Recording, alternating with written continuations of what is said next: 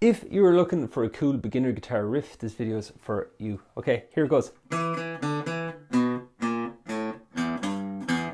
Right, what you're going to do is 2nd fret on the D string, play that twice, lift off your finger, pick that, put it back on. That's the first part. Then you move the finger up a string to the A, move the picking hand up 2, you play 2, 1, 0,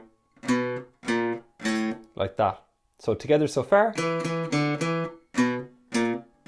Final part, you move up a string again with the pick, and it's 0, open string, 3rd fret, open string. So the 3 parts all together. Next part. Finally, all together. Sunshine of your love.